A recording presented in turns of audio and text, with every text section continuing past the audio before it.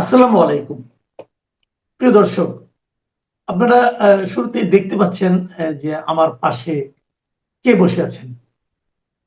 উনার তো নতুন করে পরিচয় করিয়ে দেওয়ার কোনো প্রয়োজন আছে বলে আমি মনে করি না। আমাদের খুবই প্রিয় এবং আপনাদের খুবই পরিচিত জনাব আনিস আলমগীর। আনিস আলমগীর মুক্তি পেয়েছেন আজকে ১৪ তারিখে, আজকে প্রায় ৫ দিন হয়ে গেল। জেলখানায় ছিলেন, যেখানে সাংবাদিকদের থাকার কথা না, সেখানেই উনি ছিলেন। উনাকে রাখা হয়েছিল, জোর করে নিয়ে যাওয়া হয়েছিল। উনি বাসা থেকে বেরিয়েছিলেন জিমে যাবেন বলে। ওখান থেকে ওনাকে যেতে হয়েছে জেলখানায়। তো এই বিষয়টা আপনারা সবাই জানেন, এখানে নতুন করে বলার কিছু নেই। এর মধ্যে আমাদের এই অন্য মঞ্চের দর্শকরা আমাকে প্রায় পাগল করে ফেলেছেন। হোয়াটসঅ্যাপে মেসেজ দিয়েছেন যে আনিস আলমগীর ভাই জেল থেকে বেরোলেন, আমরা ভেবেছিলাম প্রথম আপনারা এখানে আসবেন। অন্যরা সবাই ওনার ইন্টারভিউ নিচ্ছে, আপনি কেন নিচ্ছেন না? তো আমার সঙ্গে আনিস আলমগীরের যোগাযোগ শুরু থেকেই ছিল। আমি বলে নিচ্ছি যে আমি ওনাকে আসলে আমি আসলে ডিস্টার্ব করিনি। আমি ভেবেছিলাম যে উনি একটা দীর্ঘ সময় পরিবারের বাইরে ছিলেন। এখন হয়তো কয়েকটা দিন পরিবারের সঙ্গে একটু নিশ্চিন্তে সময় কাটাবেন। কিন্তু আসলে উনি পারেননি। এবং ওনার কষ্ট হয়েছে জানি, কিন্তু তবু এটাই স্বাভাবিক। কারণ লোকজন তো ওনাকে ছাড় দিতে চায়, ওনাকে তো জানতে চাই, ওনার অপিনিয়ন জানতে চাই। এই যে সেটা হয়েছে, অনেকে এই সঙ্গে কথা বলেছেন, আমরাও ওনাকে অবশেষে পেলাম। অবশ্যই আমি আগে নক করেছি তা না, আমি ইন্টারভিউ আগে চাইনি। আজকেই প্রথম চাইলাম এবং উনি সঙ্গে সঙ্গে দিলেন। এবং আপনাদেরকে জানিয়ে রাখি, আমাদের এই চ্যানেলের সঙ্গে ওনার সম্পর্কটা এমন, আমি হয়তো আগে চাইলে আগেই পেতাম। যাই হোক, পেয়েছি ওনাকে। অনেক কৃতজ্ঞতা জানাব আনিস আলমগীর। আপনার দীর্ঘ সময় আপনি সংসারের বাইরে ছিলেন, আপনার প্রিয়জনের কাছে থাকতে পারেননি। কেন কি হয়েছে আপনি এর মধ্যে অনেকবার বলেছেন। তারপরেও যদি আপনি দু একটা কথা বলেন, আমি কোনো প্রশ্ন করছি না। এই যে মাঝখানে আপনার সময়টা ছিলেন না, এবং যখন আপনি জানলেন যে সরকার পরিবর্তন হয়েছে, নতুন সরকার এসেছে, ওই সময় কি আপনি ভেবেছিলেন যে দ্রুতই আপনি মুক্তি পেয়ে যাবেন? তারপরেও আপনি একবার পাননি, একবার জামিন আপনার নাকচ হয়েছে কেন? আপনার কি মনে হয়েছিল ওই সময় যখন শুনলেন যে সরকার চেঞ্জ হয়েছে? আপনার কি মনে হয়েছিল? ধন্যবাদ আপনাকে এবং আপনার দর্শকদের, এবং তাদেরকে বলে রাখি যে আপনার সঙ্গে আসলে আমার আহ, কথা বলা যে কোনো সময় হতে পারে, এটার জন্য কোনো পারমিশন বা ওই সময়ের কোনো বিষয় না। কিন্তু যারা চেয়েছে কথা বলা, শুনতে, তাদের মধ্যে যাদের প্রতি কৃতজ্ঞতা আছে, আমি আমার আমার মুক্তির ব্যাপারে যারা সোচ্চার ছিল, তাদের সঙ্গে কথা বলাটা খুব জরুরি মনে করেছিলাম। সেই জন্য ২-৪ জন পরে হয়তো আপনার সঙ্গে আসা। এবং আপনি জানেন যে আমাকে যখন গ্রেপ্তার করা হলো, প্রথম ফোনটা আমি আপনাকে করেছিলাম, আপনি নিশ্চয়ই এটা আপনার দর্শককে জানিয়েছেন। তো এক্স্যাক্টলি। একটা মাত্র ফোন করতে পেরেছি, সেটা আপনাকেই। বাকি ফোন আমি কাউকে করি নাই, লোকজন আমাকে ফোন করেছে। তার মধ্যে আমি দুই একটা পিক করেছি, তারপর আমার ফোনটা নিয়ে নিছে। আর মানে আমি দেখছি কে কে কল করছে, বলে যেন আপনি কল তুলতে পারবেন না, ধরতে পারবেন না। তো এই পরিস্থিতিতে গেল প্রায় 2 ঘন্টার মতো। তারপরে কিছু হয় না, ওই 2 ঘন্টায় আহ, আপনি কি করেন না করেন এই জাতীয় আলাপই হয়েছে বেশিরভাগ ক্ষেত্রে, মানে ব্যাকগ্রাউন্ড জানা, আহ পরিবার সম্পর্কে জানা, এগুলো হয়েছে। প্রায় রাত 1টা, আমাকে 8টা বাজে নিয়ে গেছে ওইখানে, জিম থেকে তুলে যখন নিল, সেখানে 8টা বা 8টা থেকে 2-1 মিনিট এদিক সেদিক হতে পারে। এরপরে রাত 1টা, এরপর ডিবি প্রধানও আমার সাথে কথা বললেন। তো কেউ আমার সাথে মিসবিহেভ করেননি তারা। যে রিমান্ড বলতে আমরা যেটা বুঝি, যে ধরে নেই, পিটানো, সেরকম কিছু হয়নি। কিন্তু একটা টর্চার তো হয়েছে মানসিক ভাবে। আপনাকে সারা ঘন্টার পর ঘন্টা বসিয়ে রাখা। তারপরে ডিবি চিফের সাথে কথা হলো, উনি বললেন যে আমাদের কাছে কিছু অভিযোগ আছে, এই জন্য আমরা একটু খতিয়ে দেখছি মানে পরবর্তীতে আমি যেটা জানলাম, আমার আমার বিরুদ্ধে তো আসলে কোনো মামলা নাই, এবং সিদ্ধান্ত হলো যে আমাকে জেলে পাঠিয়ে দেবে। তো সেই সিদ্ধান্ত অনুযায়ী একটা মামলা সাজাতে তাদের যতটুকু সময় লেগেছে, সেটা উত্তরা থানাকে বলেছিল, উত্তরা পশ্চিম থানা এটা মামলা সাজিয়ে দিয়েছে। এবং উনি আমাকে পুরোটাই শোনালেন কে কি, এবং আমার সঙ্গে মামলায় যে সমস্ত অভিযোগগুলো আছে, অভিযোগগুলো সবগুলো হচ্ছে টেলিভিশন টক শোর ভাইরাল ক্লিপ গুলো। এগুলো উনি নিজেও শুনলেন, এবং উনিও নিজেও মানে আশ্চর্য হবে, মানে উনি নিজেও কনভিন্স যে এগুলো তো কোনো মামলা করার মতো কোনো বিষয় না। তারপরও উনি যেহেতু আদিষ্ট হয়ে আছেন, এবং স্বরাষ্ট্র উপদেষ্টা স্বয়ং নির্দেশ দিয়েছেন কমিশনার নির্দেশ ছিল। তো তারা এটা করতে বাধ্য হয়েছে যে জেলে পাঠিয়ে দিতে। তারপর পরদিন 24 ঘন্টা পরে আপনাকে জেলে পাঠানো হলো। এই তো অবর্ণনীয় অবস্থা ছিল এই 24 ঘন্টা। ঘুমাতে পারিনি, যে জায়গায় আমাকে রাখতে দিয়েছিল, মানে এটা জীবনে এর থেকে নিকৃষ্ট কোনো জায়গায় আমি রাত কাটাইনি। তারপরে আসার পর আবার 5 দিন, এবং ওভারঅল এদিকে ধরা থেকে শুরু করে 7 দিন আমাকে থাকতে হলো ওই ডিবি অফিসে, এবং খামাখা এগুলা কোনো কামে, মানে কোনো অর্থহীন ভাবে এই সময় কাটানোর ছাড়া কিছু নাই। তাদের একটা কোশ্চেন ছিল আমার সাথে, যারা আরো 3 জন যে আসামি ছিল এখানে, শাওন সহ আরো 2 জন, এদের সাথে আমার সম্পর্ক কি। তো আমি শাওনকে চিনি, আমি বললাম যে বাকিদের সাথে আমার পার্সোনালি পরিচয় নাই, বাট দে আর ফেমাস, তারা তাদের সেক্টরে, কিন্তু আমার সাথে ব্যক্তিগত পরিচয় নাই এবং এর কোনো সম্পর্কও নাই। তো পুরোটাই তো ওরা তো জানছে, পুরোটাই একটা ভুয়া মামলা, ডক্টর ইউনূসের খায়েশ হয়েছে দিয়েছে এবং তারা এটা ক্যারি করেছে। তো আপনি বললেন যে বের হতে এত দেরি হলো কেন, তাহলে এতদিন আমার মামলা আমার রিজেক্ট হলো কেন বারবার। আমাকে এরপর আমাকে নিয়ে যাওয়া হয়েছিল, যেটু সংক্ষেপে যদি বলি আমি, আমাকে নিয়ে যাওয়া হয়েছিল কাশিমপুরে, সরি কাশিমপুর না, ওই কেরানীগঞ্জে। কেরানীগঞ্জ থেকে পরদিন সকালবেলা আমাকে টেনে হিসেবে নিয়ে গেল কাশিমপুরে। সেখানে 1 মাস ছিলাম নন ডিভিশন এলাকায়। তারপর 2 মাস, পরবর্তী 2 মাস ডিভিশন এলাকায়। নন ডিভিশন এলাকায় দিন যা হয়েছে সেগুলো আমি এর মধ্যে বর্ণনা করেছি, যে অবর্ণনীয় পরিবেশে সেখানে থাকতে হয়েছে। সবচেয়ে বড় যে নির্যাতন সেটা হচ্ছে নির্জনতা এবং কারোর সাথে কথা বলতে না পারা, এবং জেলের মধ্যে আরেকটা জেল তৈরি করে রাখা। এই গণ্ডির ভিতরে যেতে পারবে না, অন্যান্য বন্দীরা নানা জায়গায় যেতে পারলেও আমাদের কিছু লোক, যে আপনারা এর এর বাইরে যেতে পারবেন না, এমন একটা পরিবেশে কাটাতে হয়েছে আর কি। হুম। আচ্ছা, এই আলোচনা আমি শেষ করার আগে একটু জানতে চাই যে আপনার এই যে মোবাইলটা নিয়ে গিয়েছিল ওটা কি আপনি ফেরত পেয়েছেন? না, আমি মোবাইলটা এখনো ফেরত পাইনি। আমি নতুন একটা বিকল্প হিসাবে একটা মোবাইল নিয়ে ইউজ করছি, এবং আবার নতুন করে সিম নিয়েছি, কিন্তু আমার মোবাইল ফোনটা এখনো তারা দেয়নি। আমাকে বলছে কোথায় রাখছে তারা খুঁজে পাচ্ছে না, আইওর কাছে না অমুকের কাছে, একদিন একটা বলছে। তো আমি জানি না তারা সেটা আমাকে ফেরত দিবে কিনা, এবং এটা পাওয়া তো উচিত। এবং পুলিশ প্রশাসনের এগুলো মাথায় থাকা উচিত, যে কারো দামি ফোন পেলেই যাতে এটা মিসইউজ করার মেন্টালিটি যাতে ফোর্সে না থাকে। মোবাইলটা তাহলে কি মানে কোনো পুলিশ কর্মকর্তার ওয়াইফ এখন চালাচ্ছেন কিনা কে জানে, জানি না, জানি না কি হয়েছে। তো এটা কিন্তু আমি আমি আমি আইন শৃঙ্খলা রক্ষাকারী বাহিনী বোধহয় আমার ভাই, এরকম করেন না। আপনার ওয়াইফকে ভালোবাসেন ঠিক আছে, একটা মোবাইল কিনে দেন, অনেক মোবাইল চালাতে দেন না, এটা ঠিক হচ্ছে না কাজটা।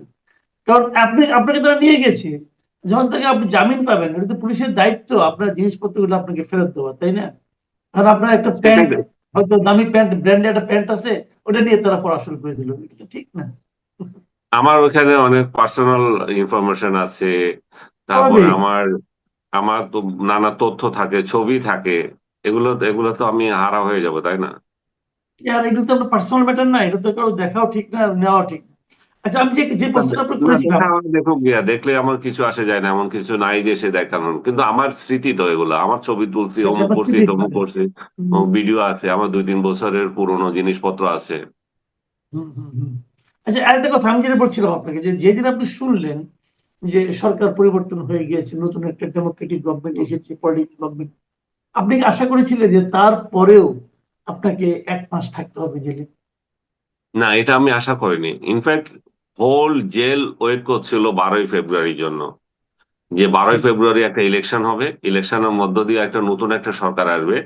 ডক্টর ইউনূস যে দিনের পর দিন লোকগুলোকে জেলের মধ্যে রেখে দিয়েছে এবং একটার পর একটা মামলা করছে, এই সংস্কৃতিটা পরিবর্তন হবে। এবং আমিও সেই আশায় বসে আছি যে আহ, এবার বোধহয় জামিন পেয়ে যাব। তো আমার আমার একটা মামলা জামিন পেয়েছি, আমি হাইকোর্টে গিয়েছে, সেখানে জামিন দিয়েছে, সেখানেও এখন আরো ঝামেলা রয়ে গেছে, পুরোপুরি যে জামিন মুক্ত হয়ে গেছি তা না। তারপরে আপনার আহ, নিচের কোর্টে রিজেক্ট হলো। তারপরে প্রশাসন, আহ, সরকারের পক্ষ থেকে হস্তক্ষেপ করা হয়েছিল, তারপরে মুক্তি পেয়েছিলাম। সরকারের হস্তক্ষেপ না থাকলে এটা আমি মুক্তি পেতাম না, এখন আমি জেলেই থাকতে হতো। হুম। তো নতুন সরকার আসলো, আপনি মনে করছেন যে নতুন সরকার হস্তক্ষেপের কারণে আপনি মুক্তি পেয়েছেন, এটা অবশ্যই ইতিবাচক দিক। কিন্তু আপনার মতো আরো অনেকেই তো জেলে এখনো আছে, আপনি কি নতুন সরকারকে বলবেন যে যাদের মামলা আছে যেগুলি জামিনযোগ্য সেগুলিকে তাদেরকে জামিন দেওয়া হোক? এ ধরনের প্রত্যাশা কি আপনি সরকারের কাছে আছে? আমি 100 বার করবো, কারণ আপনি দেখেন, আমার বিরুদ্ধে একটা মামলা হলো, আপনার বিরুদ্ধে একটা মামলা হলো, আপনাকে ধরে নিয়ে গেল, তো আপনি এটা লড়ারই সুযোগ পাচ্ছেন না। আপনাকে বছরের পর বছর আপনাকে ওখানে রেখে দেবে। তো তার মানে কি, মামলার বিচারের আগে আপনি বিচার সাজা খাটতেছেন? এটা তো হতে পারে না। এটা তো কোনো সভ্য দেশে কোনো নিয়ম নাই। এবং আসিফ নজরুল এই নিয়মটা করে দিয়ে গেছে। এই অসভ্যতাটা আসিফ নজরুলের দ্বারাই সুযোগ শুরু হয়েছিল, কারণ আপনি নিশ্চয় খেয়াল করেছেন, আপনিও নিশ্চয় এগুলো নিয়ে কথা বলেছেন।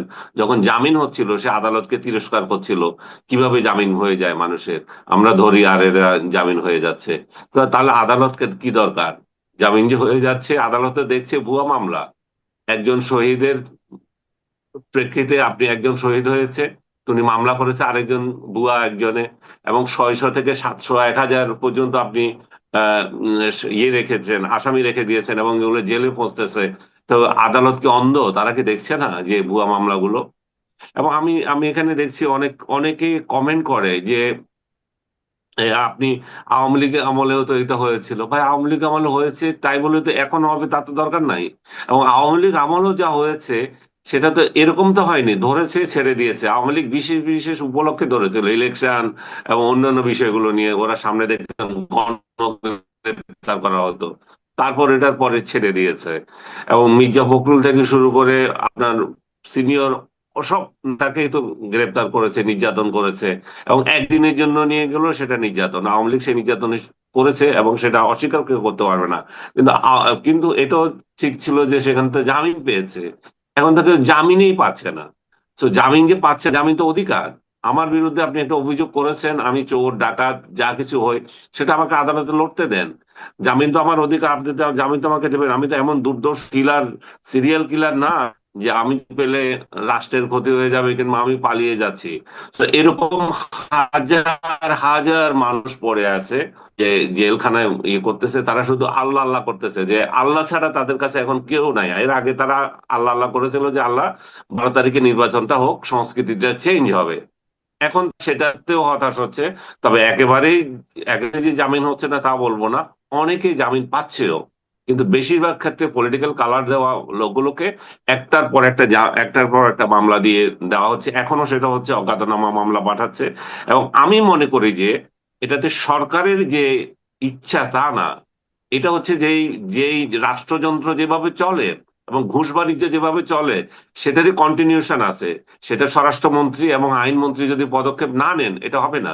কারণ একজন লোক মুক্তি পাচ্ছে, তার কাছে তথ্য চাচ্ছে যে 5 লাখ টাকা দাও, 10 লাখ টাকা দাও, যাদের টাকা আছে, যে দাও, তাহলে আর আসবে না। হ্যাঁ। তো এর এই এই প্রক্রিয়ার মধ্যে, এবং এবং এই টাকা যারা যাচ্ছে তারা ওই শেয়ার হচ্ছে। আমি নিজে জেনে বলছি, এবং আমার সামনে হয়েছে এই ঘটনা। জেনেছে, আমার আমার পরিচিত আরেকজন 10 লাখ টাকা দিয়েছে, 4 দিন ধরে বসায় রাখছিল, তারপর 10 লাখ টাকা দিয়েছে। সে তখন অন্য একটা জেলে ও থেকে মামলা আসতেছিল। তারপরে সে মানে তার জেলার এলাকা থেকে তাকে একটার পর একটা মামলা দিচ্ছিল। তো সেখানে পরবর্তীতে যখন টাকা দিল, তখন আর এটা থামলো এবং 4 দিন পরে সে বের হলো। আমার ক্ষেত্রে তাই হয়েছে, আমার 4 দিন পরে মুক্তি পেয়েছি আমি। এবং এই এই কয়দিন ধরে যাচাই বাছাই চলছিল, আরো মামলা দেওয়া যায় কিনা সেটা দেখছিল। কিন্তু আপনাকে যেটা বললাম, সরকারের ব্লেসিং ছিল বলে আমি মুক্তি পেয়েছি। এবং স্পেশালি আমি এখানে বলতে চাই যে স্বপন ভাইয়ের কথা, জহিরুদ্দিন স্বপন, আমাদের তথ্যমন্ত্রী। উনি সাংবাদিক হিসাবে, উনি আমাদের পূর্ব পরিচিত সাংবাদিক হিসাবে। উনি ছাত্র নেতা যখন, তখন আমরা ওনাদের ফলোয়ার। ঢাকা ইউনিভার্সিটিতে ওনারা যখন মিছিল মিটিং এর নেতৃত্ব করছে, আমরা তাদের পিছিয়ে স্লোগান দিচ্ছি। তো উনি তো জানেন আমাদের চরিত্র, উনি তো জানেন আমি কি। তো তাছাড়াও ওনার দায়িত্বরও তো একটা ব্যাপার আছে। উনি যখন তথ্যমন্ত্রী, কোন কারণে আমাকে ও, ও, জেলে থাকতে হবে সেটারও প্রশ্নের সম্মুখীন হচ্ছিলেন তিনি। তো স্বপন ভাই সহ আমি, অন্যান্য যারাই এই আইন মন্ত্রণালয় বা আইনমন্ত্রী, যারাই এই প্রক্রিয়ায় জড়িত ছিলেন সব, এবং পুলিশ প্রশাসনে যারা, এবং সরকারের সর্বোচ্চ পর্যায় থেকে যে ব্লেসিং, সবগুলোকে নিয়েই আমি মনে করি যে আমার কৃতজ্ঞতা আছে তাদের প্রতি। কিন্তু আমি মনে করি যে তারা অবিলম্বে এই ব্যাপারটা নিয়ে দৃষ্টি দেওয়া উচিত, যেখানে বিনা বিচারে মানুষগুলো পড়ে আছে। আপনি বর্ন ক্রিমিনাল গুলো, যারা সত্যিকার অর্থে অপরাধী, তাদেরকে আপনি বিচার করেন, কিন্তু গড়ে সাধারণ মানুষকে আপনি দিনের পর দিন জেলে রেখে যে অনাচার চলছে, এই অনাচারটা থেকে রক্ষা করা উচিত। কারণ এই অনাচার এই সরকার দায়িত্ব নেবে কেন? এই সরকার তো জি সেই এই এই এই এই এই এই দায়িত্ব নেওয়ার উচিত না। কারণ এটা ইউনুস করে গেছে, ইউনুসের লেগেসি এখনো কেন থাকবে? আমি আরেকটা জিনিস এখানে বলতে চাচ্ছি, আমি বলছি অনেক জায়গায়, যে 111-এ যে সরকারটা ছিল, সেটা শেখ হাসিনার সরকার তার দায় দায়িত্ব নিয়ে টানা নিয়েছে। যে গুম খুমের যে খুনের যে সংস্কৃতিটা, সেটা শেখ হাসিনার সরকার এটা টেনে নিয়ে গেছে। এখন ইউনুসের যে অপকর্ম, বিনা বিচারে জেলে থাকা, এই অপকর্মের দায়িত্ব এই সরকারের নেওয়া উচিত না, অবিলম্বে সেটা করা উচিত। আর সরকারকে আরো দেওয়া উচিত প্রশাসনের মধ্যে চাপটি মেয়ে বসা থাকা এই মৌবাদী চক্র, সেগুলোকে বের করা।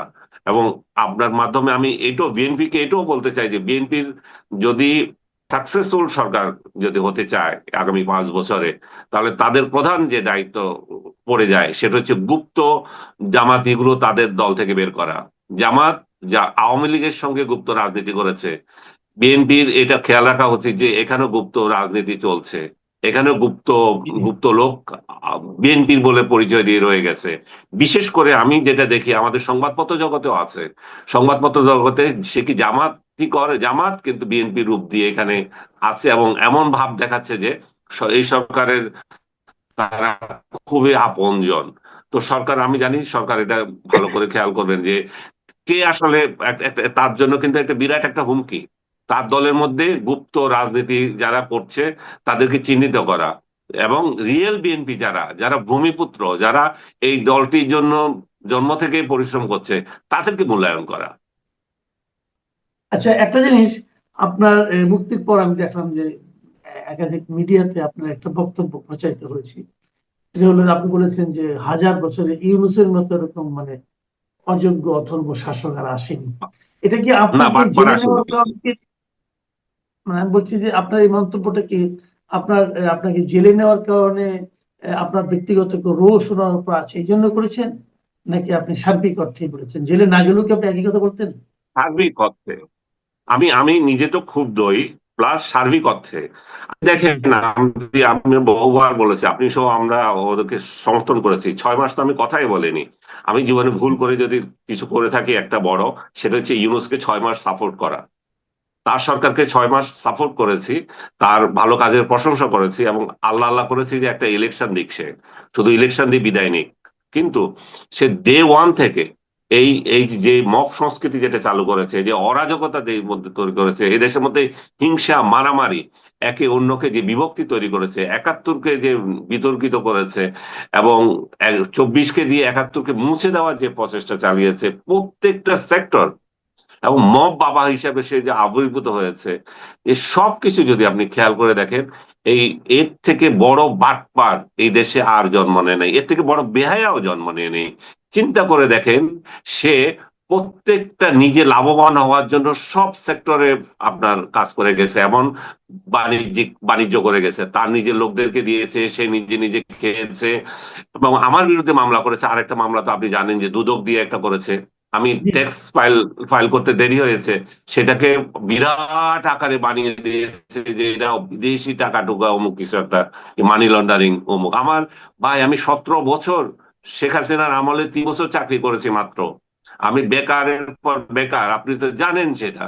আমার নিজের জমি বিক্রি করে আমার সংসার চালাতে হচ্ছে।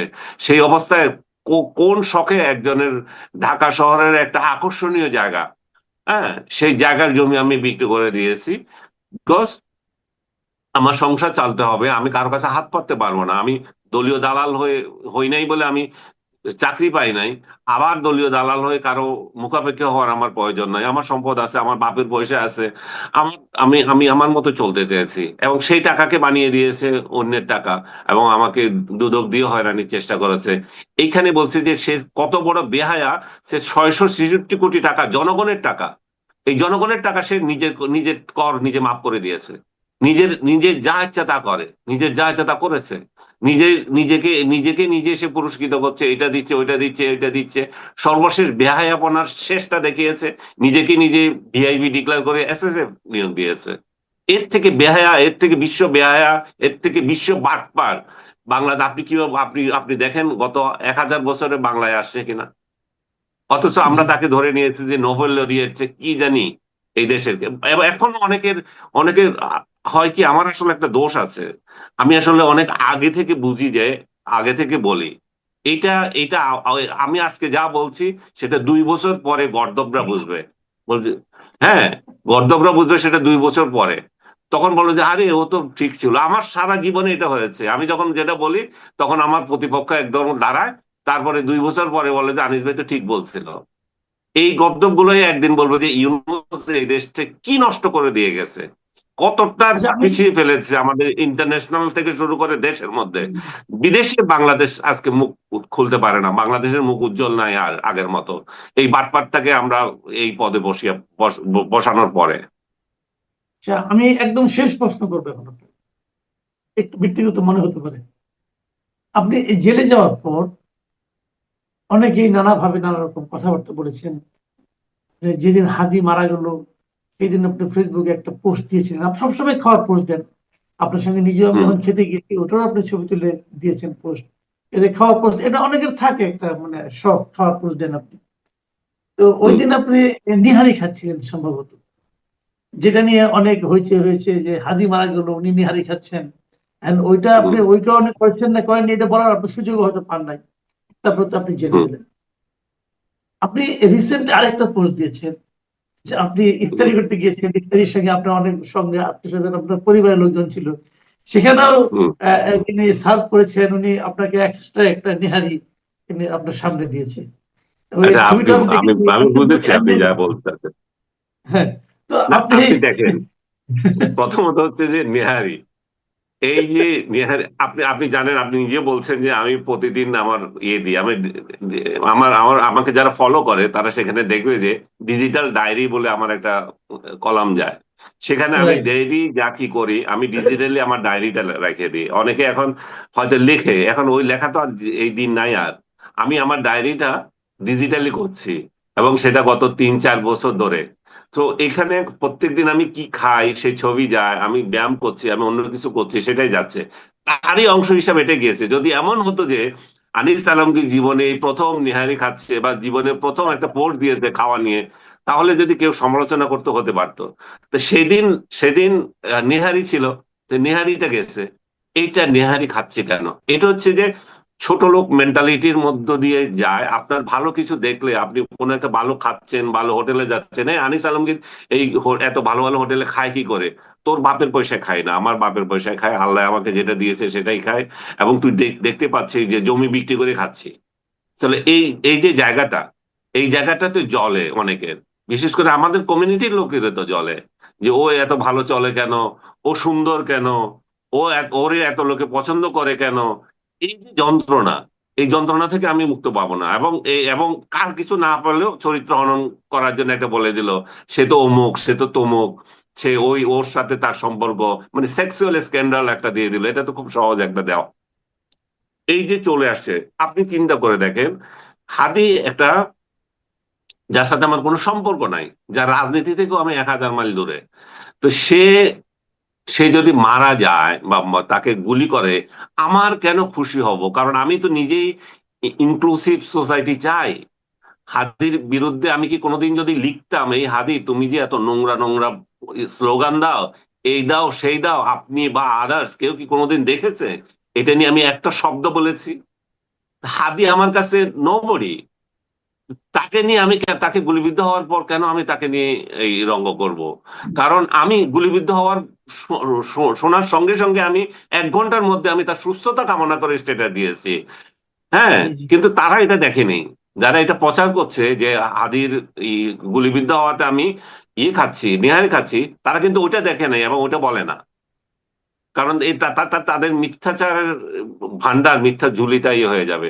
যাই হোক, এবং সেই প্রেক্ষিতে অনেক কথা হয়েছে যে আমি খেয়েছি, আমি এখনো বলছি যে এর সাথে আমার আমার এটা আমার রেগুলার ইয়ে আইটেম ছিল এবং রেগুলার খাওয়ার একটা ইয়ে ছিল, এর সাথে হাজের কোনো সম্পর্ক নাই। আর তুমি যে সম্পর্ক খুঁজছো, তুমি কি সেই দিন রাজধানীতে ইয়ে দিয়েছিলে, এটা সরকারকে বলে একটা ইয়ে, আদেশ জারি করতে পারতে, আজকে কেউ নিহারি খাবে না, আজকে কেউ বিরিয়ানি খাবে না, আজকে হাদি গুলিবিদ্ধ হয়েছে, এবং তুমিও বাসায় গিয়ে না খেয়ে থাকতা। তোমরা তো কেউ কিছু করে নাই। কেউ কিছু জি না করে আনিস আলমকে নিহারি খেলো কেন, সেটাতে তোমার মাথা ব্যথা। আর আপনি যেটা বলছেন, সর্বশেষ যে হোটেলে গিয়েছিলাম, আমি আমার ছেলে মেয়ে বউকে নিয়ে, আমার এক ছোট ভাই সহ আমরা একটা রেস্টুরেন্টে গিয়েছিলাম, আমার প্রিয় একটা রেস্টুরেন্ট, নাম বললাম না। যাওয়ার পর সবাই আমাকে জড়ায় ধরছে যে স্যার আপনার জন্য আমরা কত পরিশ্রম, কত চিন্তা করেছি, এ করেছি সেই করেছি, মানে যেটা এখন সব জায়গায় হচ্ছে। আমাকে দেখলে সবাই জড়িয়ে ধরছে, দোয়া করছে, সে কথা বলছে, সেলফি তুলছে। তারাও তাই করেছে। এবং যা ঘটেছে সেটা হচ্ছে যে স্যার আপনি উঠতেই পারবেন না আজকে এখান থেকে। সব এটা বুফে হোটেল এবং একটা 5 স্টার হোটেল, আপনাকে এটুকু বললাম। তো এবং বললো যে আপনি উঠতেই পারবেন না। ওরা একের পর এক আইটেম মানে আমাকে দিয়েছে, মানে এই জীবনে প্রথম বোধহয় কোনো একটা রেস্টুরেন্টে খেতে গিয়েছি, আমাকে একটা উঠতে দেয় নাই, একটা চয়েসে দেয় নাই। তারা বলতেছে এখানে বেস্ট যেটা সেটাই আপনাকে দিয়ে যাচ্ছে, এবং সত্যিকার অর্থে তারা এমন ভাবে সাজিয়েছে, এবং প্রথমে এনেছে সেই নিহারিটা। তো আমি হাসবো না, না হেসে কি করবো বলেন? এবং এটা কি না কাকতালীয় না ওরা ইচ্ছে না করে না করেছে আমি জানি না। যেটা হয়েছে কি, আমার যেটা মনে হয় আর কি, যে আসলে ওই নিহারির কাহিনীটা যারা ছড়িয়েছিল, হ্যাঁ, এটা এই দেশের মানুষ কিভাবে গ্রহণ করেছে, তারা যেটা হ্যাঁ। ভালোভাবে গ্রহণ করে, সেটাই বোধহয় প্রমাণটা এখানে তারা দিয়েছে, এবং এটা আপনার প্রতি ভালোবাসারই একটা নিদর্শন বলে আমি মনে করি। এবং সত্যি স্বাদ হয়েছিল এটা। দুই নিহারিটাই স্বাদ হয়েছিল। ওই দিন যেটা খেলাম সেটা আরো বেশি স্বাদ হয়েছে। বাই দ্য ওয়ে, এক কথায় জবাব দেন, আসলে কি নিহারি আপনার খুব প্রিয় খাদ্যের মধ্যে একটা? না, না, না, নেহারি আমার প্রিয় খাদ্যদের একটা না। নেহারি আমার খাইতে ভালো লাগে। আপনি জানেন চিটং এর লোকজন নেহারি খাওয়া পছন্দ করে, গরুর মাংস পছন্দ করে। আমাদের বাসায়ও মানে সপ্তাহের মধ্যে কয়দিন যে গরু গোস্ত থাকে এগুলো বললে আমার লোকজন চেতে যাবে, যে এত দামি গরু গোস্ত আপনারা সপ্তাহে 3 দিন কেন খান। তো জি এই যে এই পরিস্থিতিতে মানে চিটং এর লোক গরু গোস্ত খায়, এটা তো সবাই জানে, এবং সেই প্রেক্ষিতে নেহারি ভালো লাগে আমার। এবং বিদেশে গেলেও বিশেষ করে পাকিস্তানে বা অন্য কোনো দেশে যেখানে নেহারি থাকে সেখানে আমি নেহারি খাই। কিন্তু তার মানে এই নয় যে এটা আমার প্রিয় খাদ্য, বাট ভালো লাগে রুটি দিয়ে, জি। বিশেষ করে রুটি দিয়ে খেতে। অনেক ধন্যবাদ, অনেক ধন্যবাদ জনাব আনিস আলমগীর, আপনার কাছে অনেক ধন্যবাদ কৃতজ্ঞতা। আপনাকে। মানে খোলামেলা ভাবে অনেক কথা বললেন, যেগুলো দর্শকরা হয়তো শুনতে চেয়েছিল আপনার কাছ থেকে। প্রিয় দর্শক, আপনারাও শুনলেন।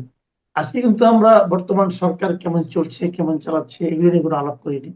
আমরা কেবল আনিস আলমগীরকে নিয়ে আপনাদের যে আগ্রহটা ছিল, এই কৌতূহলটা ছিল, সেটা কিছুটা হলেও আমরা মেটানোর চেষ্টা করেছি। আনিস আলমগীরের সঙ্গে আমরা প্রতি শুক্রবার বসি, আগে থেকে বসতাম, অনেকদিন ধরে বসেছি আমরা। আমরা চেষ্টা করবো সেই ধারাটা অক্ষুণ্ণ রাখতে। আপনারা সবাই ভালো থাকবেন, আনিস আলমগীরের জন্য দোয়া করবেন, এবং সেই সঙ্গে অন্য যারা সাংবাদিক আছেন, যারা নাকি কথা বলার, কেবল কথা বলার, যাদেরকে এরকম হেনস্থার শিকার হতে হয় সরকারের কাছ থেকে, যে সরকারই থাকে, এর জন্য রিপিট না হয়, এই দোয়াটা করবেন। আমরা কথা বলতে চাই, আমরা কিন্তু ক্ষমতা দখল করতে চাই না।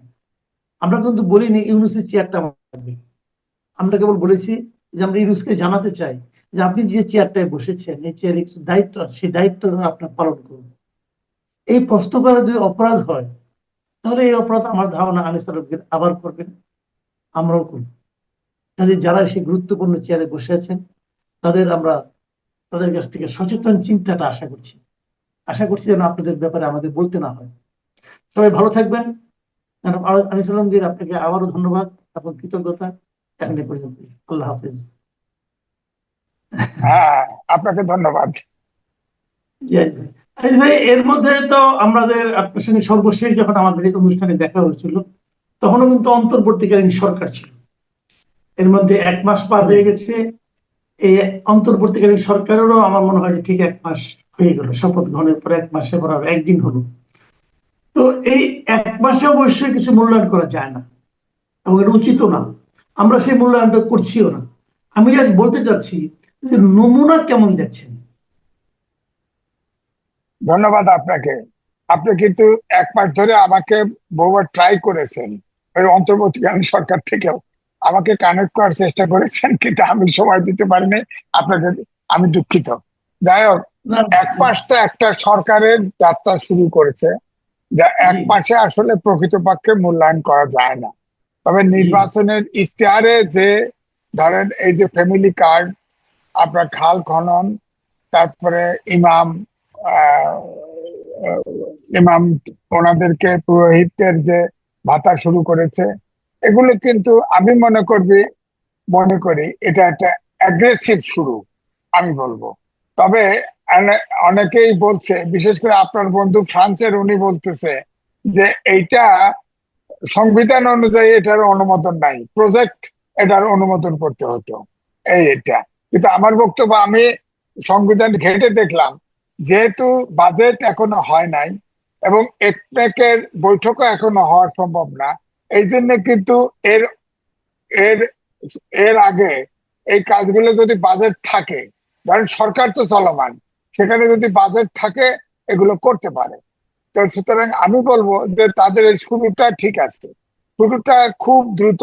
ইশতেহারে যে কমিটমেন্ট গুলি আপনার দিয়েছিল, সেগুলো কিন্তু খুব দ্রুততার সাথে, দ্রুত বেগে, এর চাইতে সুপারসনিক বেগে করা সম্ভব না। কিন্তু আমার বক্তব্যটা হচ্ছে এখানেও একটি কথা, যে এর বাইরেও কিন্তু ধরেন আইন শৃঙ্খলা বাহিনী আহ শৃঙ্খলা অনেকটা নিয়ন্ত্রণে এসেছে, এটা ঠিক। কিন্তু এখনো দুর্নীতির কিন্তু লাগাম টানা যায় না। আপনারা দেখেন, এই যমুনা টিভি বগুড়া থেকে শুরু করে কারণ বাজার পর্যন্ত কিন্তু তারা চাঁদাবাজি হয় ট্রাকে ট্রাকে, এটা দেখিয়েছে। তারপরে ধরেন, এখন একা তো দেশ চালানো যায় না। তারেক রহমান তিনি দেখেন তার নিজের চলা ফেরা অনেক সহজ করে ফেলেছে, একদম ওয়েস্টার্ন ব্রিটেনে ছিল, উনি ব্রিটেন কালচারে বড় হয়েছেন। উনি কিন্তু খুব সহজ, এখন 9টার সময় সবাই অফিসে যায়। এসব আগের যে ট্রেডিশনাল রাজনৈতিক বা মুভমেন্ট প্রধানমন্ত্রী, সেটা কিন্তু পরিবর্তন করে ফেলেছে। কিন্তু আমার বক্তব্য হচ্ছে তার সামনে কিন্তু অনেক সংকট আছে। সংকট আছে, এক হলো, আপনি দেখেন এখন যে নির্বাচন হয়ে গেল, এই নির্বাচনে বিএনপি 2/3 মেজরিটি পেয়েছে। এটা কিন্তু সব কিন্তু পজিটিভ ভোট ওনার আসে নাই। কারণ আমাকে একজন জিজ্ঞেস করেছিল জামায়াত এত ভোট পেলে কেন, আমি বললাম যে এই যে আল্লাহ খোদার টিকিট বেচছে। 2 হলো শেষের দিকে একটা তাফালিং রীতিমতো শুরু করে বিভিন্ন জনের ভিতরে একটা সন্ত্রাস ভীতি সঞ্চার করে ফেলেছে। এই জন্য মানুষ এই অন্ধকার যুগে যাতে না যেতে হয়, এই জন্য বিএনপি কে ভোট দিয়েছে। আর আমি বলি বিএনপির ভিতরে গুপ্ত জামাত আছে 20%, এরাও কিন্তু জামাতকে ভোট দিয়ে দিয়েছে হয়তো, এই জন্য ভোট বেড়ে গেছে। তা আমি বলবো যে তার দলকে কিন্তু ঠিক করতে হবে, একটা মধ্যপন্থী জাতীয়তাবাদী দল যেখানে সবাই আশ্রয় নিতে পারে, সেরকম একটা দল তৈরি করতে হবে।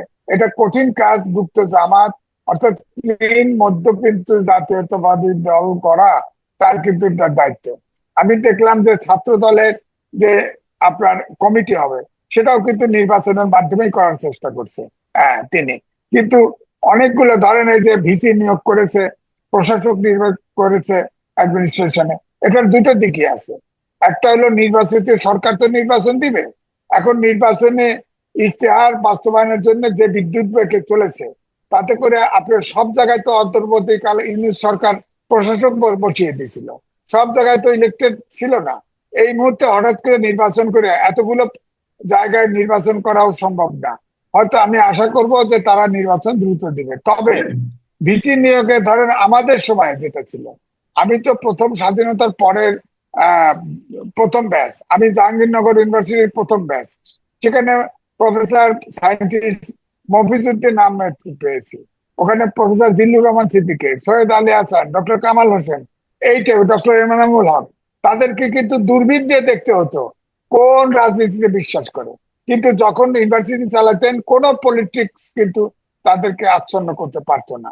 এখন কিন্তু যাদেরকে বিসি দেওয়া হয়েছে, এগুলো কিন্তু আমি বলতেই হবে যে সব দলের ক্যাডার। এখানে কিন্তু সিনিয়র এবং যোগ্যতা এবং পতিতদশা প্রফেসর এখানে বাছাই করলে ভালো হতো। একটু বলেন। জি। আচ্ছা, এই সরকার মানে নতুন যে সরকার গঠিত হলো আমাদের নেতৃত্বে, এই সরকারের মন্ত্রী পরিষদের নাম যখন ঘোষণা করা হলো, অনেকেই কিন্তু একটা প্রশ্ন খুবই বলেছেন, আমি নিজেও করেছি, যে হোয়াই খলিলুর রহমান? এই প্রশ্নটা কি আপনার মনে এসেছিল? আমার মনে এসেছিল এবং আমি কথাও বলেছি। হঠাৎ করে খলিল রহমানকে নেওয়ার ফলে অনেকগুলো বিতর্ক কিন্তু ভিতরে ভিতরে মানুষের ভিতরে প্রশ্ন। সে অন্তর্বর্তীকালীনের উপদেষ্টা ছিল। দুই, অন্তর্বর্তীকালীন সরকার আগেও একবার তত্ত্বাবধায়ক সরকার ছিল, তার প্রধান ছিল লতিফুর রহমান। তিনি তার লতিফুর রহমান সাহেবের পিএ ছিলেন। তখন কিন্তু ওই সময় মিনিস্ট্রির একজন নারীকে আরেকজন গুলি করে মেরে ফেলল, অর্থাৎ তার সাথে জানা যায় যে পরকীয়া ছিল। তো তারপরে তিনি বিদেশে ভেগে যান। এখন তাকে যে হঠাৎ করে বানানো হলো, এ ধরনের একটা বিতর্কিত লোক, এবং বিএনপি তো তাকে বহিষ্কার চেয়েছে, বিএনপিও চেয়েছে। সুতরাং হঠাৎ করে কেন, কি কারণে এটা করা হলো, এটা তো আজকে জনমনে তো পরিষ্কার না। তিনি এমন কি করতে পেরেছেন বলেন তো? ডিস্ট্রিক্ট রাজ্য এমন কি করতে পেরেছেন, এমন কি যোগ্য লোক তাকে বানাতে হয়েছে? এখন হয়তো আমেরিকার সাথে গোপন চুক্তি চুক্তি, তিনি আমেরিকান সিটিজেন, হয়তো সেই সুযোগটা নেওয়ার জন্য কিনা আমি জানি না। তবে বিএনপির ভিতরে প্রচুর লোক আছে। এখন ধরেন যে যারা মন্ত্রী প্রতিমন্ত্রী বানিয়েছে এরা তো সব তরুণ, সেখান থেকে তো ওনারা আরো নিতে পারতেন। এই ধরনের বিতর্কিত লোক মিনিস্ট্রিতে নেওয়া আমার মনে হয় না নিলে ভালো করতো, কারণ এটা কিন্তু ভিতরে প্রশ্ন আছে। তারপরে ধরেন বাংলাদেশ ব্যাংকের গভর্নরকে, তিনি তার নীতি আদর্শ আছে, নীতি আছে, বিএনপির আদর্শ আছে, পলিসি আছে। একটা গভর্নর বদলাইতেই চাইতে পারে, তাকে বলে দিলেই তো হতো। তিনি তো টেলিফোন করে বললেও হতো, চা খাওয়ার দাওয়াত দিলেও হতো। তাকে যদি এমনি ভদ্রতার মাধ্যমে কাউকে বলা হতো যে আমাদের আলাদা নীতি আদর্শ আছে, আমরা কি করব, আমরা নতুন গভর্নর দিতে চাই, আমার বিশ্বাস তিনি রিজাইন করে চলে যেতেন। এখন তার বিকল্প সারা জীবন আমরা দেখেছি, ওই গভর্নর সাধারণত অর্থনীতিবিদ, অথবা ভারপ্রাপ্ত ডেপুটি গভর্নর, অথবা আমলাও দু একবার থেকেছে। হ্যাঁ, কিন্তু হঠাৎ করে একজন ব্যবসায়ী এবং পলিটিক্যাল পার্টিও করতো, সুতরাং তাকে দেওয়া, এবং তিনি কিন্তু ঋণ খেলাপিও ছিলেন, ওটাকে হোয়াইট করে নিয়েছেন। সুতরাং এইগুলো ভালো হয় নাই। তারপর আর একজন দেখেন, আমাদের ফরেন উপদেষ্টা প্রতিমন্ত্রী স্ট্যাটাসে, তিনি লন্ডন এয়ারপোর্টে নেমেই উনি, ওনার কিছু ফ্যান আসছে, আসার পরেই ওই অ্যাম্বাসেডারের ব্যাপারে উষ্মা প্রকাশ করেছে, সাথে সাথে এয়ারপোর্ট থেকে দাঁড়ায়, হিট এয়ারপোর্ট থেকেই বলে যে তার চাকরি এখন থেকে নাই। বলে এগুলো তো ব্যাড মেসেজ যায়। পলিটিক্সে তো পারসেপশন একটা বড় ব্যাপার আছে। তো সুতরাং এইভাবে যদি একটু মানুষকে উঠান নামায় দেন, তাহলে তো এটা হলো না। এটা তো নির্বাচিত সরকার, জনগণ ভোট দিছে, জনগণ আহত হয়। জনগণ তো এই সরকারকে আপনার ঠিক সব আপনার জনগোষ্ঠীর বলেন বিশিষ্ট ব্যক্তিদের ইজ্জত রক্ষা করেই তো করবেন। যেমন ধরেন আনিস আলমগীর, তিনি গ্রেপ্তার করা হয়েছিল, তিনি তো আপনার রিলিজ শেষ পর্যন্ত হয়েছে, কিন্তু এই সরকারের সময় এত সময় লাগলো কেন? আপনার 200-র অধিক, 250-র অধিক সাংবাদিক গ্রেপ্তার আছে, তারা ঢুকছে তো বেরোয় না। আমার কথা হচ্ছে ফৌজদারি অপরাধের উপরে তো কেউ নাই, তাদের বিচার করেন, সমস্যা নাই, বিচার করে তাদের জেল হয়, যা করেন। কিন্তু যারা এই ফৌজদারি অপরাধের বাইরে আছে, তাদের কেসটা তো হিয়ারিং হওয়া উচিত, এবং আইন তার স্বাধীনভাবে, অন্তত পক্ষে। আমরা তো ধরেন, আমি তো বিএপিতে 3বার মহাসচিব ছিলাম, আমরা তো বলছি যে বরাবরই কোর্টের সমন ছাড়া কোনো সাংবাদিককে গ্রেপ্তার করা উচিত নয়, এটা স্লোগান দিয়েছি। এখন তো দেখা যায় মনে না চাইলে, ইচ্ছা না থাকলে ধরে নিয়ে যায়। আলোচনা আনিস আলমগীরের কথা শুনেছি, তো তার বিরুদ্ধে তো ফাইনালি কিছু অভিযোগ দরকার, বিনা অভিযোগে ধরে নিয়ে গেছে। এই জন্য আমি বলছি যে এইটা কিন্তু আপনার পিপুলস পারসেপশন। আপনি দেখেন তারেক রহমানের আশেপাশে ধরেন যারা আছে, যেসব দায়িত্বে নিচ্ছে, প্রেসিং বলেন, আপনার রিসার্চ সেল বলেন, সেখানে আমি তো অনেকে চিনি, চেহারা দেখেই বলি এখানেও তো দুর্নীতিবাজ আছে, এখানেও গুপ্ত জামাত আছে। এগুলো ওনাকে দেখতে হবে। ধরেন আজকে আমি জানি না, এই যে মেঘনাতে আপনার দেখা করবে, আহ প্রধানমন্ত্রী জনগণের সাথে দেখা করবে, সেখানে ধরেন বিএপিসি এবং ডিউজে কে কার্ড দিয়ে দিছে। হ্যাঁ, ধরেন আমার মতো লোক আপনি পাইছেন কিনা জানি না, আমি তো দাওয়াত পাইনি। তো উনি কাক দাওয়াত দেবেন? ডিউজে বিএপিজে আমি তারেক রহমান সাহেবকে ডাইরেক্ট বলেছি, বিএপিজে ডিউজে পুরোটা জামাতের হাতে চলে গেছে, একমাত্র প্রেস ক্লাব আছে, প্রেস ক্লাবকে উদ্ধার করা যায়, জামাত মুক্ত করা যায়। তো উনি তো জানেন, উনি বিএপিজে ডিউজের প্রেস ইফতার পার্টিতে আসেন না, ওনাকে বলার প্রধান অতিথি করে আনার চেষ্টা করা হয়েছে, উনি আসেন না, কারণ ওনার মাথায় আছে। তো এখন আমার বক্তব্য হলো পুরোটাই ওই ব্রিটেনি কায়দায় হলে হবে না, বাংলাদেশ এবং ব্রিটেনি কালচার দুটো মিলেমিশে লাগবে। হ্যাঁ, আপনার আমার কথা হচ্ছে তার চ্যালেঞ্জ এটা, এরপরে তো যুদ্ধ ইরাক ইরান, আপনার ব্রিটেন, যুক্তরাষ্ট্র এবং ইসরায়েল যুদ্ধ আছে, এটাতেও অর্থনৈতিক চ্যালেঞ্জ তো আছেই। হ্যাঁ, সুতরাং অর্থনৈতিক ইউনিস তো ফোকলা করে দিয়ে গেছে দেশটা। তো সুতরাং এই দেশটাকে চালানো খুব কঠিন কঠিন। এখন যদি টিমটা তার যদি সম্পূর্ণ তার আদর্শিক না হয় এবং টিমটা যদি নির্ভরশীল না হয়, টিমটা যদি সঠিক ভাবে কথাবার্তা, যেমন আপনি জানেন তো এক মন্ত্রী বলে দিল যে সমঝোতা করে পয়সা নিলে চাঁদাবাজি না, কিন্তু জোর করে নিলে চাঁদাবাজি, এইসব কথা তো অর্থ তো ভিন্ন দাঁড়ায়। হ্যাঁ, এখন বললো যে গাড়ির টিকিট কেউ দাম বেশি নিচ্ছে না, কোচের ভাড়া বেশি নিচ্ছে না। হ্যাঁ, কিন্তু বেশি তো নিচ্ছে, এটা তো মানুষ বিশ্বাস করে না, যে দিল। এখন ধরেন প্রায় 80 লাখ থেকে 1 কোটি লোক ঢাকার থেকে বেরিয়ে গেছে, তারা তো ভাড়া দিয়ে গেছে, তারা তো ঠিকই তা বলবে যে আমি 500 টাকার ভাড়া 700 দিছি, 300 টাকার ভাড়া 500 দিছি, বলবে তো, বলবে তো। সুতরাং আমার মনে হয় যে এই বাহুল্য কথা বলা, আমার মনে হয় একটু হিসাব করে বলা উচিত, কারণ এটা পিপুলস পারসেপশন কিন্তু খারাপ হয়। কারণ তারা বুঝতে হবে যে তাদের বিরোধী দল আছে একটা রেডিক্যাল ফোর্স, এই ফোর্সকে কিন্তু তাদের মোকাবেলা করতে হবে। সুতরাং যে জনগণ আছে, জনগণ যাতে বিরক্ত না হয় এমন কোনো কথা বলা উচিত হবে না, কারণ এই বিরোধী দলকে ফেস করতেও কিন্তু একটা বিরাট সমস্যা আছে। আচ্ছা, একটা জিনিস আমি এটা মানে আলোচনাটা হচ্ছিল যে যখন খলিলুর রহমানকে পররাষ্ট্র উপদেষ্টা বা এই পররাষ্ট্রমন্ত্রী বানানো হলো, কেউ কেউ বলছিলেন যে এটা প্রমাণ করে যে অন্তর্বর্তীকালীন সরকারের কেউ কেউ বিএনপিকে ক্ষমতায় আসতে সহায়তা করেছে, তা না হলে ওনাকে কেন নেওয়া হলো। এটা একটা দিক। আবার আমি শেষ করি, আজিজ ভাই একটু শেষ করি। আবার এরপরে আরেকটা প্রশ্ন উঠেছে যে রিজওয়ানা হাসান একটা মন্তব্য করেছেন যে ওনারা মানে জামাত কথা বলেননি, বলেছেন যে ধরনের সংগঠনকে তারা মূল ধারায় আসতে দেননি, যদিও তারা বিরোধী দলে আছে। তো এই দুইটা ঘটনার মাধ্যমে এটা কি মানুষের এরকম ভাবার সুযোগ আছে যে এই ইউনূস সরকারের ইউনূস সরকার এই বিএনপি ক্ষমতা আনার জন্য নানা রকম ক্যারিকেচার অথবা ইঞ্জিনিয়ারিং করেছে? না, খলিলুর রহমান সাহেবের এই কথা নিয়ে অনেকের ভিতরে কিন্তু এই সন্দেহ আছে, সন্দেহ তৈরি হয়েছে যে যে বলা হচ্ছে না ইঞ্জিনিয়ারিং করা হয়েছে, ইলেকশন ইঞ্জিনিয়ারিং করা হয়েছে, হয়তো তাকে এই কারণেও বিএনপি আগেই কথা বলা ছিল, সে এটা ইঞ্জিনিয়ারিং সহযোগিতা করেছে। কিন্তু রেজওয়ানা হাসান উপদেষ্টা ছিল, তিনি যে কথা বলেছেন চ্যানেল আইতে একটা সাক্ষাৎকারে, আমি পুরো সাক্ষাৎকারটা দেখেছি। সে তো তার বেলা এনজিও আছে, সে বেলা নিয়ে তো নারীদের বিরুদ্ধে সহিংসতার বিরুদ্ধে সবসময় আইনি সাহায্য করতেন।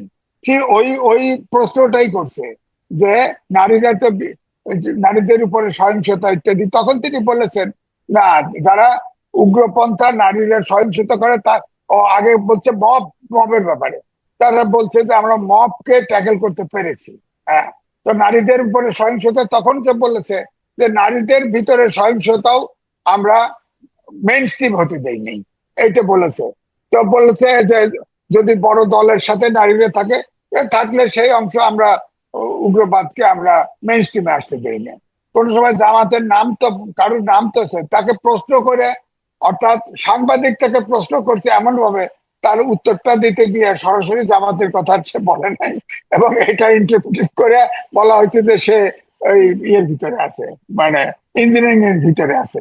এটা কিন্তু তাকে আসলে বিপদে ফেলা আমি মনে করি। রেজওয়ানা হোসেনের উপর এখানে দায়িত্ব নাই বলে, তবে খলিলুর রহমান সম্পর্কে তাকে উপদেষ্টা বানানো এবং তাকে নেওয়া এই ব্যাপারে কিন্তু এই ইলেকশন ইঞ্জিনিয়ারিং এর একটা করা হয়েছে, এই পারসেপশনটা জনগণের ভিতরে আছে।